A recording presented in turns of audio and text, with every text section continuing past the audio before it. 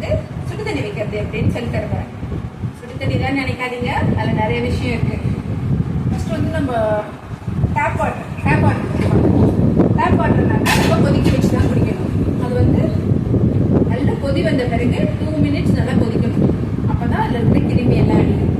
இன்னொன்று வந்து டேப் வாட்டரில் வந்து அதில் இருக்கிற சால்ட்டு அதெல்லாம் போகவே போகாது கொதிக்க வச்சு குடிக்கிறதுனால. அது வந்து நம்ம உடம்புக்கு நல்லது கிடையாது. தேவையில்லாத கெமிக்கல்ஸு, தேவையில்லாத சால்ட்டு இதெல்லாம் நம்ம உடம்புக்குள்ள போய் சேரும். அதே சமயத்தில் கொதிக்க வைக்கிறதுனால அதை ஆற வைக்கிறதுலேயும் ஒரு விஷயம் இருக்குது.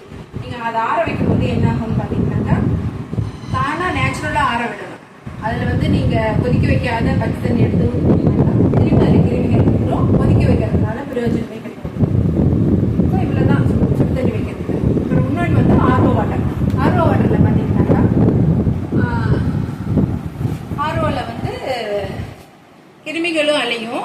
அதே சமயத்தில் தேவையில்லாத தண்ணியில் இருக்கிற கெமிக்கல்ஸு, சால்ட்டு இதெல்லாம் வந்து நம்ம உடம்புல சேராமல் இருக்கும்.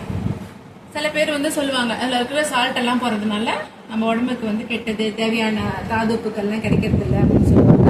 அது வந்து 100% கரெக்டு தான். ஏன்னா நம்மளுக்கு தண்ணியிலேருந்து தேவையான அளவு கால்சியமும், மெக்னீஷியம் அந்த மாதிரி நிறைய சால்ட் எல்லாம் கிடைக்குது. அதெல்லாம் நம்மளுடைய போன்ஸுக்கு, ஹார்ட்டுக்கு இதெல்லாம் நல்லது. ஆர்ஓ வாட்டரில் வந்து அதெல்லாம் நம்மளுக்கு கிடைக்காது. ஆனால் இப்போ ஆர்ஓ வாட்டரில் என்ன பண்ணுறாங்கன்னா இப்போ வர ஆர்ஓவில் வந்து மினரல் பூஸ்டர்னு சொல்லிட்டு அவங்களே இதெல்லாம் கொஞ்சம் ஆட் பண்ணி கொடுக்குறாங்க. அதுக்கப்புறம் இன்னொரு விஷயம் வந்து இது ஆல்கலைன் வாட்டரை வந்து அசிடிக்காக மாற்றும் ஆர்ஓ.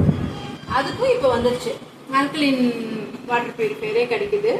அதே மாதிரி இன்னொரு விஷயம் இதில் கெட்டது என்னன்னாக்கா தண்ணி நிறைய வேஸ்ட் ஆகும். இப்போ அதுவும் அவ்வளோ அந்த அளவுக்கு தண்ணி வேஸ்ட் ஆகாத அளவுக்கு வாட்டர் சேவர் ஆர்ஓவும் வந்துருச்சு. நம்மளுக்கு வந்து ஆர்ஓ இந்த காலத்தில் நம்மள்கிட்ட இருக்கிற இந்த கண்டாமினேட்டட் சாயில், வாட்டர் இந்த விஷயத்தில் வந்து நம்ம டேப் தண்ணியை டைரெக்டாக குடிக்கிறத விட இந்த மாதிரி ஆர்ஓவில் இருக்கிற தண்ணியை நம்ம சூடு பண்ணி குடிக்கலாம். ஆர்ஓவில் இருக்கிற தண்ணியை சூடு பண்ணி குடிக்கிறதுல நம்மளுக்கு எவ்வளோ தண்ணி வேணுமோ அவ்வளோ மட்டும் எடுத்தால் போதும்.